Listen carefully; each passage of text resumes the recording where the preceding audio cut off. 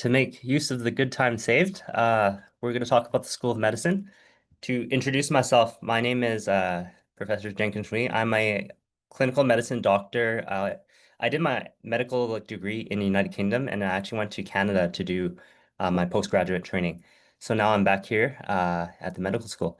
So to give you guys a brief overview, key thing about the medical school is, as you know from our introduction, CUHK has been moving upwards, and I would say that medicine in particular has maintained a relatively rapid ascent.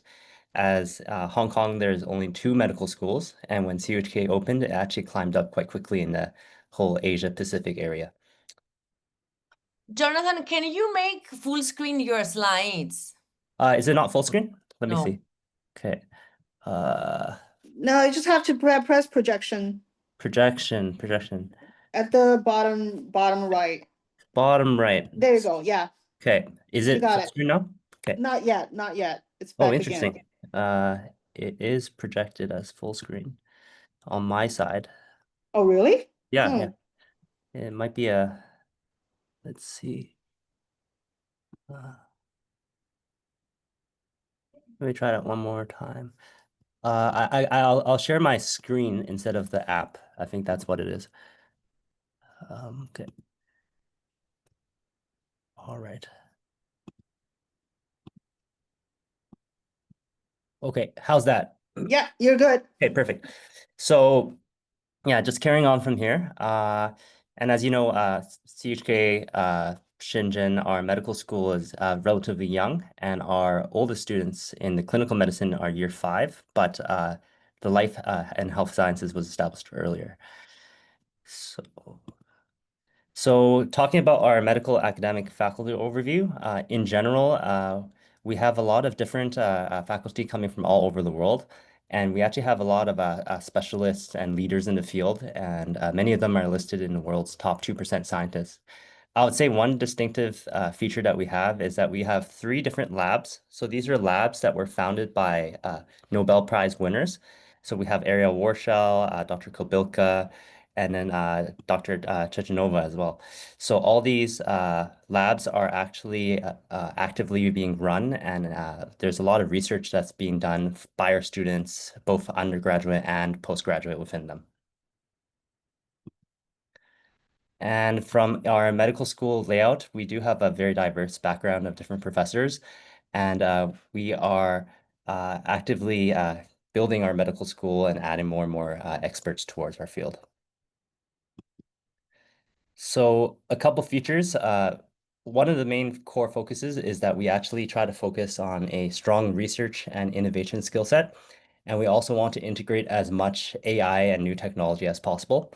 And we are a strong believer in the CHK philosophy of a whole person education, especially with medicine, where you have a lot of social responsibility, humanity, and care. To lay out our different majors, we currently have 1 clinical medicine major and 4 other majors, so bioinformatics, biomedical engineering, pharmaceutical science, and biological science. The key difference to note here is that the clinical medicine pathway, which is to train clinician doctors, is 6 years in length. Everything else is 4 years in length. And each school has different kind of requirements and profiles that we look for. Talking first about biological science. So biological science, of course, is the field where you focus on different biological processes. Most of our students will actually enter here and continue on into postgraduate training.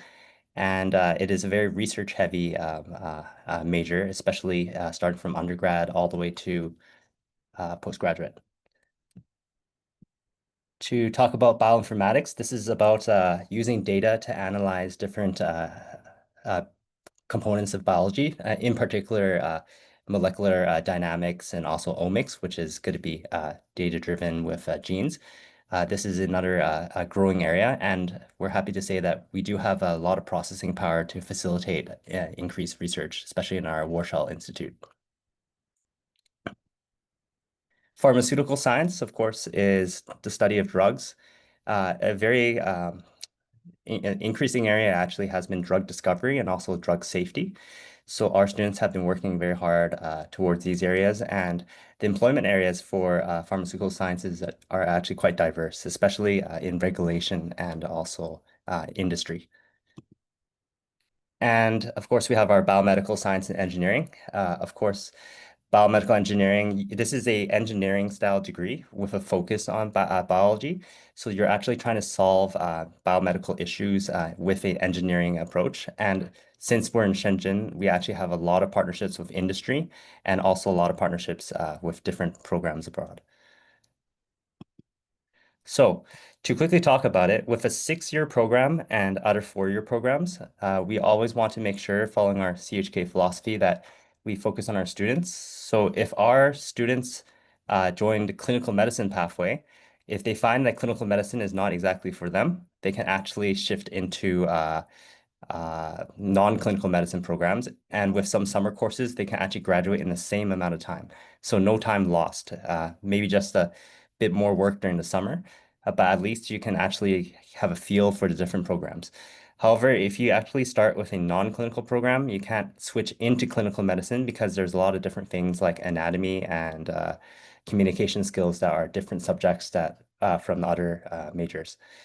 You will be awarded a dual degree, especially when you look at the clinical medicine one. One is from Hong Kong and the other one is a Bachelor of Medicine. Both of them allow you to practice in the respective jurisdictions as long as you have a examination passed. And of course, it's the same thing for the bachelor degrees in non-clinical medicine as well. So quickly to talk about clinical medicine, we do have this model of focusing on future technology for the standard of care in the future. So what we want to do is train people with what we believe are going to be the standards later on. So ultrasound, artificial intelligence, and robotics. For our international students, I know that thinking about practicing in your home country is very important. And we are actually currently accredited by the ECFMG and also the Medical Council of Canada. And we're also on the World Directory of the Medical Schools. So many different countries, including Thailand and Kazakhstan, one of the first requirements is being on the medical school list. But of course, even if your school is on the list, you still need to write and pass your local examinations and often have to pass the language requirements. But being international students from your home countries, I believe that this should be actually something very doable and something we encourage. And of course, if you want to go to other places, I can map out the career pathway here. A lot of our students are interested, especially international, about whether or not they can go to different places. I would say that these 4 areas are the most regulated pathways. So with the United States, you can have these examinations, the USMLE steps that you can pass. And also with China, both mainland China and Hong Kong, China, there's also some regulation exams that you pass. The Chinese exams are actually written immediately after your graduation while the ones for North America can be written during your graduation. And we highly encourage and support our students to pursue careers abroad. And to quickly answer what happens after graduating from clinical medicine, 4 main areas. First is clinical medicine training in mainland China. We do have a joint standardized residency training program that we're opening. Another is clinical medicine practice within Hong Kong, China. And this requires you to pass the exams and also speak English as one of the main requirements. And of course, international. So depending on which country you want to go, we will investigate and also support your training in order to have you guys get the best successful results to these different medical systems. And of course, being in clinical medicine doesn't stop you from doing postgraduate training, so you can always do research as well.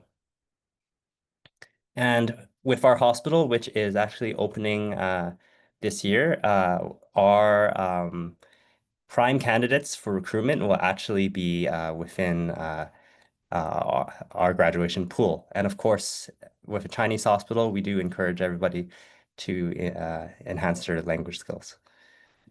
So I just want to quickly talk about this as well. I know that there are some questions about interview. there are around three main domains. Of course, academic performance is important, but also cultural adaptability and also leadership or research. So if you guys apply, you should think about how to organize some of these aspects and show them to our interview teams. And international partners, we have many different partners across the world, and we do send students, including clinical medicine students, to different areas for exchange and elective rotations. And placements, especially for our non-clinical programs, pursuing additional master's and PhD programs has always been very fruitful for the graduates. And just to finish it off, within our school, we have many different joint programs, both MPhil PhDs and also joint bachelor master programs, which you can take a look here for reference. And our students are, of course, high flyers with publications and research. So I think I can end the presentation here, and we'll be happy to answer the questions in the question period.